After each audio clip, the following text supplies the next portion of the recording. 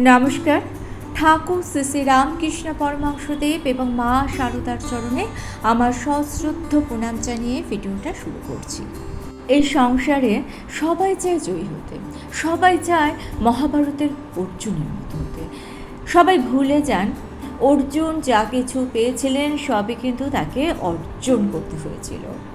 আপনি যদি জয়ী হতে চান তাহলে আপনাকে শ্রেষ্ঠ কাজ নির্বাচন করে সেই মতো কাজ করতে হবে। শুধুমাত্র স্বপ্ন দেখলেই জয়ী হওয়া যায় না, স্বপ্নকে বাস্তবে পরিণত করতে জানতে হবে। তাই নিজেকে আগে পরিশ্রম করতে হবে আর অপেক্ষা করতে হবে। ধৈর্য হারালে আপনি কখনোই জিততে পারবেন না।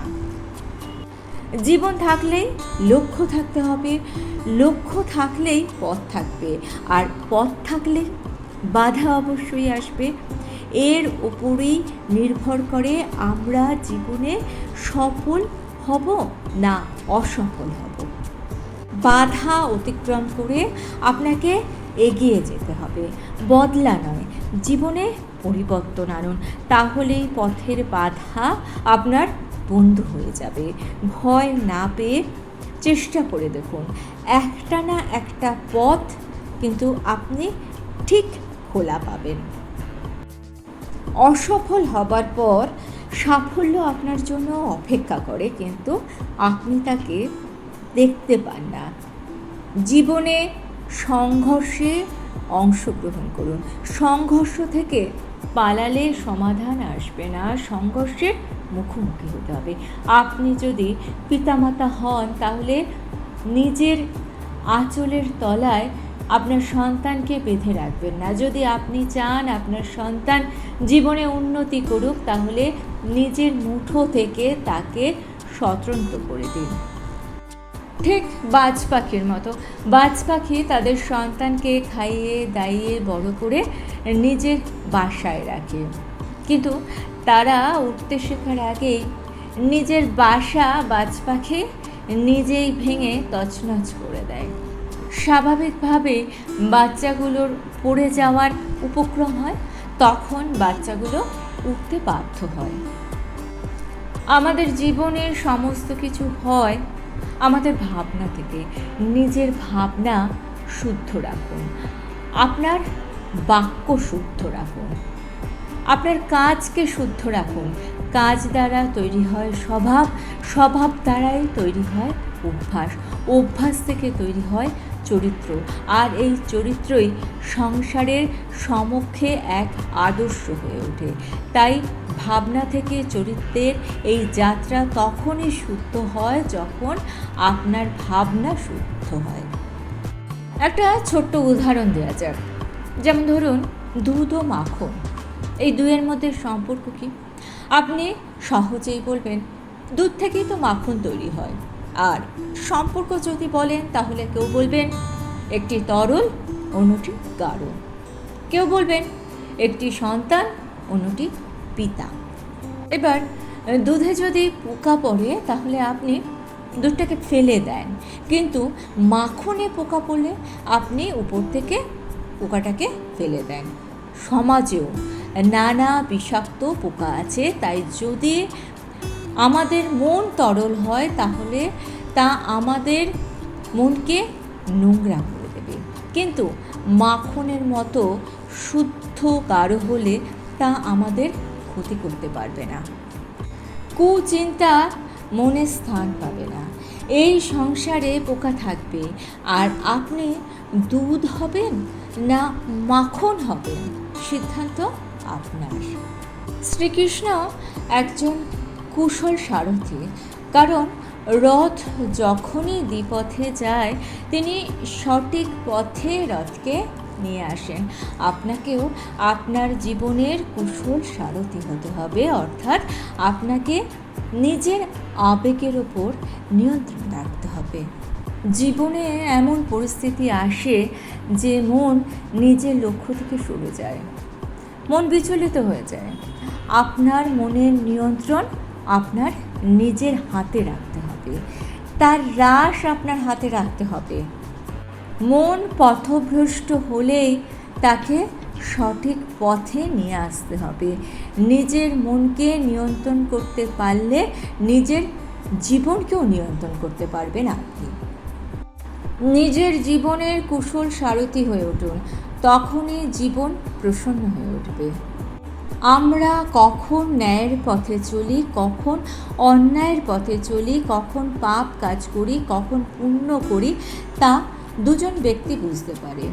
এক অন্তরাত্মা, দুই পরমাত্মা। পরমাত্মা সবই জানেন, কিন্তু সবসময় আমাদের সামনে এসে বলতে পারেন না। তাই আমাদের ভেতরে যে অন্তরাত্মা আছে তা আমাদের চেতনার অংশ হয়ে উঠেছে। একবার চোখ বুজে দেখুন, অন্তরাত্মার সাথে নিমজ্জিত হয়ে ভাবুন। এই অন্তরাত্মা সবসময় আপনাকে শুভ কাজ করতে প্রেরিত করবে আর অশুভ কাজ করা থেকে বিরত করবে। অন্তরাত্মার কথা মানুন, পরমাত্মাকে আপনার কাছে পাবেন। গাছের গোড়ায় জল দিলে গাছের প্রত্যেকটি অংশে পৌঁছায়। আমাদের কর্ম তাই। যদি স্বচ্ছ মনে কর্ম করেন, সেবা করেন, তাহলে কোনো না কোনোভাবে তা পরমাত্মার কাছে পৌঁছায়। পরমাত্মা আপনাকে আপনার সুকর্মের ফল অবশ্যই দেবেন। যজ্ঞের আগুন শুভ আর চিতার আগুন অশুভ। যজ্ঞ পরিবেশকে ইতিবাচক করে তোলে, অর্থাৎ লক্ষ্য শুভ।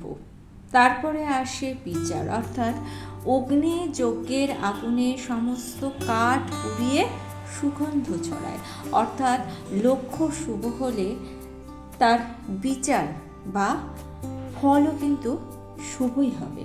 সমস্যা সবার জীবনেই আসে, সমস্যা আমাদের কিছু শেখাতে আসে। পর্বতের শিখর থেকে কোনো পাখি উঠতে গিয়ে যদি প্রাণ ত্যাগ করে, তাহলে ধরে নিতে হবে বা এটাই নিশ্চিত যে সে ওড়ার চেষ্টাটাই করেনি। যদি ওড়ার চেষ্টা করত, তাহলে সে প্রাণ ত্যাগ করতো না। সমস্যা তখনই জটিল হয় যখন আমরা তাতে ভয়ভীত হয়ে যাই। তাই মরার আগেই মরে না গিয়ে যুদ্ধ করুন, জয়ের রাস্তা ঠিক খুঁজে পাবেন। হাতের 5টি আঙুল সমান নয়, কারণ সমান হলে আমরা মুষ্টিবদ্ধ করতে পারতাম। ঠিক তেমনভাবেই আমাদের দেশও নানা জাতি, নানা ধর্ম সম্প্রদায়ের মানুষ আছেন।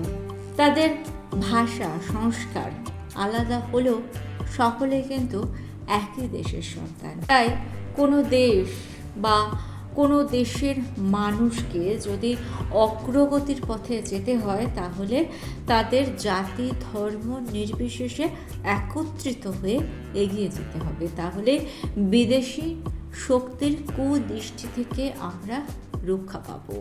এ তো গেল দেশের কথা, পরিবারের কথাও তাই। পরিবারেও আপনি যদি একত্রিত থাকেন, তাহলে দেখবেন আশেপাশের বাইরের কুদৃষ্টি থেকে আপনি আপনার প্রিয়জনদের রক্ষা করতে পারবেন।